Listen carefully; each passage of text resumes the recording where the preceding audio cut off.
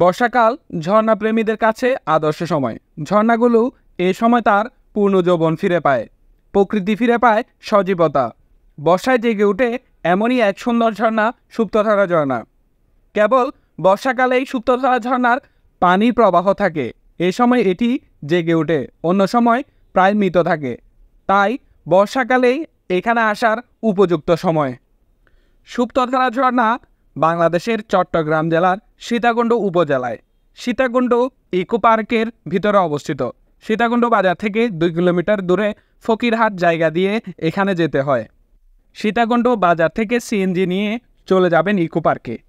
Ticket কেটে ভিতরে প্রবেশ করুন। টিকিটের মূল্য জনপ্রতি 20 টাকা। ভিতরে পার্কের ম্যাপ দেওয়া আছে, ম্যাপ দেখে সামনে এগিয়ে চলুন। 1.5 কিলোমিটার সামনে গেলে সুপ্তধারার সাইনবোর্ড সুপ্তধারা ঘুমিয়ে পড়ি জেগে উঠি বর্ষায় দেখতে পাবেন। সেখান থেকে আরও 1 কিলোমিটার পাহাড়ি টেল পেরিয়ে দেখতে পাবেন সুপ্তধারা ঝর্ণা। পার্কের ভিতরে সুপ্তধারা ঝর্ণার কাছে সহস্রধারা ঝর্ণা নামে আরও একটি সুন্দর ঝর্ণা আছে। খাওয়া করলে অর্ডার করতে পারবেন, প্যাকেজের মাধ্যমে আনলিমিটেড খাওয়ার ব্যবস্থা আছে। ব্যাগ ট্যাগ রেখে দিতে পারবেন, জামা কাপড় এসে চেঞ্জ করতে পারবেন, মোবাইল চার্জ দিতে পারবেন। বিয়ে করিবার কোনো ব্যবস্থা নেই না। তো ইয়ান ছাড়া কেন হলো? মানে যা কষ্ট অন্যগুলাতে দেয় নাই। মানে যারা আসবেন অবশ্যই সুপ্তধারাতে আগে আসবেন। ইকো পার্কে যেটা আছে এটাতে অবশ্যই আগে আসবেন। বাইরে এরকম সিঁড়ি নামতে নামতে এতক্ষণ উঠে আসছি, এখন নামতেছি। আমার ব্যাক সাইডে যদি দেখেন কতটুকু নিচে, ওই যে নিচে কিয়ামতের আলামত আর দেখার দরকার নেই, এটাতে আসলে হয়ে যাবে। সুপ্তধারা ঝর্ণায় যেতে হলে প্রথমে আসতে হবে চট্টগ্রামের সীতাকুণ্ড। ঢাকা থেকে Hanif, Shyamoli, S Alam, Saudia, Green Line ইত্যাদি পরিবহন কোম্পানির বাস যায় চট্টগ্রামে। যে কোনো একটিতে উঠে সীতাকুণ্ড বাজারে নেমে যাবেন। ভাড়া নিবে এসি নন এসি 800 থেকে 1000। তবে সুপারভাইজারকে আগে থেকে বলে রাখবেন আপনি সীতাকুণ্ড বাজার নামবেন। এছাড়াও বাস বা ট্রেনে ফেনী এসে সেখান থেকে চট্টগ্রামগামী লোকাল বাসে উঠে চলে আসুন সীতাকুণ্ড বাজার।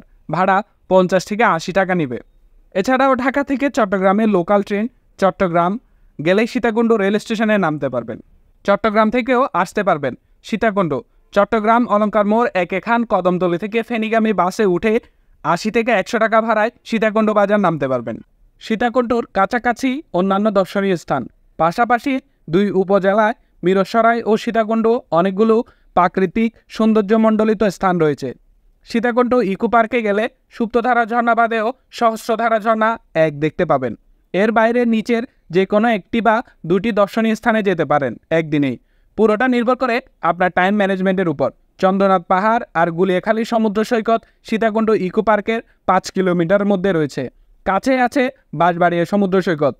আর হাইওয়ে ধরে ঢাকার দিকে 10 কিলোমিটার এগোলে পাবেন কমলদহ ঝর্ণা। যদি 20 কিলোমিটার যান তাহলে খইয়েছড়া ঝর্ণা আর নাপিতাছড়া ঝর্ণার ট্রেল পাবেন।